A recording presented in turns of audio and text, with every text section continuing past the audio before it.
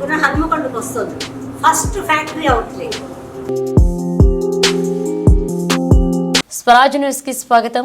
హుజురాబాద్ నియోజకవర్గంలో వివిధ కారణాలతో అనారోగ్య పాలైన వారికి సుమారు 50 లక్షల రూపాయల విలువ గల చెక్కులను శనివారం హుజురాబాద్ ఎమ్మెల్యే పాడి కౌశిక్ రెడ్డి అందజేశారు. హుజురాబాద్లోని తన నివాసంలో హుజురాబాద్ మండలానికి సంబంధించిన వారందరికీ సుమారు 16,21,500 రూపాయల చెక్కులను అందజేశారు. ఈ సందర్భంగా ఎమ్మెల్యే కౌశిక్ రెడ్డి మాట్లాడుతూ 6 గ్యారెంటీలు అమలు చేయడంలో ప్రభుత్వం విఫలమైందన్నారు. 6 గ్యారెంటీల అమలుపై నిలదీస్తే ముఖ్యమంత్రి రేవంత్ రెడ్డి అరెస్టులు చేయిస్తున్నారన్నారు.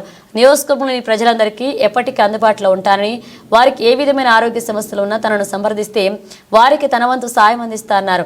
అనంతరం జమ్మికుంట రూరల్లో 1,24,500, జమ్మికుంట టౌన్కు సంబంధించి 9,64,500, వేనవంక ఎల్లంతకుంటలో 77,000, వేనవంకలో 18,95,500 విలువ గల చెక్కులను నియోజకవర్గంలోని అన్ని మండలాల్లో చెక్కులు పంపిణీ చేశారు.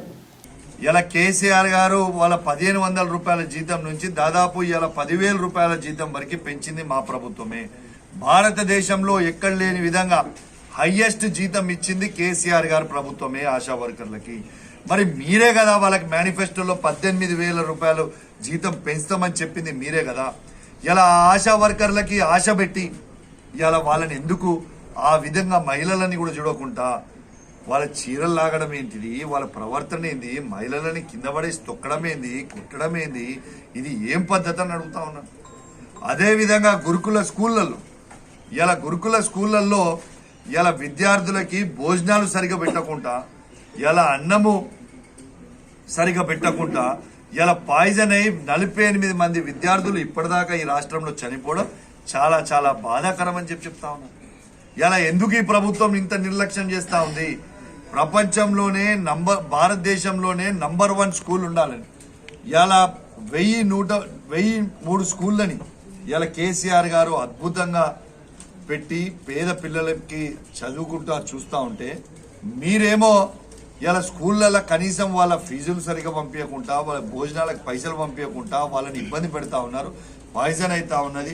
ఇవాళ కూడా మా హరీష్ రావు గారు విజిటింగ్ చేసిండ్రు, సబితా ఇంద్రారెడ్డి గారు చేసిండ్రు. వీళ్ళందరూ ఏంది పరిస్థితి, అసలు పిల్లలని ఆగమాగం చేస్తూ ఉన్నారు. దాన్ని కూడా నేను తీవ్రంగా ఖండిస్తూ ఉన్నాను. ఖచ్చితంగా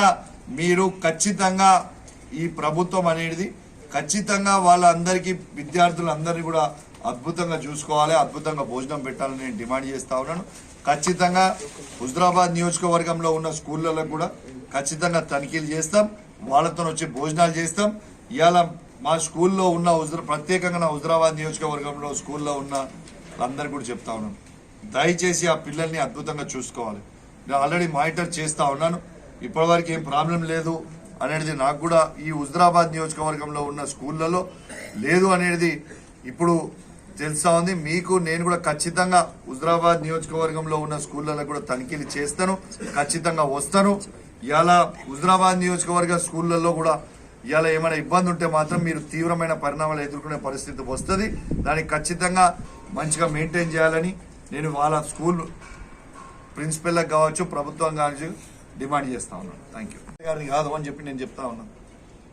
పొద్దున్న లేస్తే కేటీఆర్ గారిని అరెస్ట్ చేయాలి, హరీష్ రావు గారిని అరెస్ట్ చేయాలి, కౌశిక్ రెడ్డిని అరెస్ట్ చేయాలి, ఎవరు ప్రశ్నిస్తే వాళ్ళని అరెస్ట్ చేయాలని తీరుగా రేవంత్ రెడ్డి గారు వివరిస్తుంది. నేను తీవ్రంగా ఖండిస్తా ఉన్నాను. మరొక్కసారి చెప్తా ఉన్నాను, రేవంత్ రెడ్డి గారు మీరు కేటీఆర్ గారిని టచ్ చేస్తే ఇవాళ తెలంగాణలో అగ్నిగుండం కాబోతా ఉంది. ఏ ఒక్క కాంగ్రెస్ పార్టీ నాయకులు కానీ ఎమ్మెల్యేలు కానివ్వండి, ఇవాళ మంత్రులను కానీ ఊర్లలో తిరగనీయము, ఖచ్చితంగా ప్రశ్నిస్తాం. ఎవరు వచ్చినా కూడా అడ్డం తిరుగుతాం. మీరు ఎందుకు కేటీఆర్ గారిని అరెస్ట్ చేసిర్రు అని ఖచ్చితంగా నిలదీస్తాం. ఇలా మొత్తం యావత్ తెలంగాణలో ఉన్న ఉమ్మడి 10 జిల్లాలలో ఏ ఊరికి పోయినా కూడా ప్రశ్నిస్తామని చెప్పి ఈ సందర్భంగా రేవంత్ రెడ్డి గారిని హెచ్చరిస్తూ, ఇవన్నీ పక్కకు పెట్టు, ఎవరిని ఎట్లా అరెస్ట్ చేయాలి, ఎవరిని ఎట్లా హింసించాలి అనేది కాదు. మీరు ఇచ్చిన 6 గ్యారెంటీలని అమలు చేయండి. ప్రజలకి సరిగ్గా చేరుతున్నాయా లేవా అమలు చేయండి. మీరు ఇచ్చిన 420 హామీలని మొత్తం ఎట్లా అమలు చేస్తూ అమలు చేయండి. కానీ ఎంతసేపు కేసీఆర్ గారిని, కేటీఆర్ గారిని, హరీష్ రావు గారిని తిట్టడం కాదు. ఖచ్చితంగా మీరు ఇచ్చిన హామీలు ప్రజలకి అమలు చేయండి. మీరు అమలు చేసే వరకు మేము ఖచ్చితంగా మిమ్మల్ని ప్రశ్నిస్తూనే ఉంటాం, అడుగుతూనే ఉంటాం అని చెప్పి ఈ సందర్భంగా తెలియజేస్తూ సెలవు తీసుకుంటా ఉన్నాను. జై తెలంగాణ, జై కేసీఆర్. హుజరాబాద్ హైడ్రా. ఇంకొకటి కూడా చెప్తా ఉన్నాను, అన్నిటికంటే ముఖ్యమైన ఇష్యూ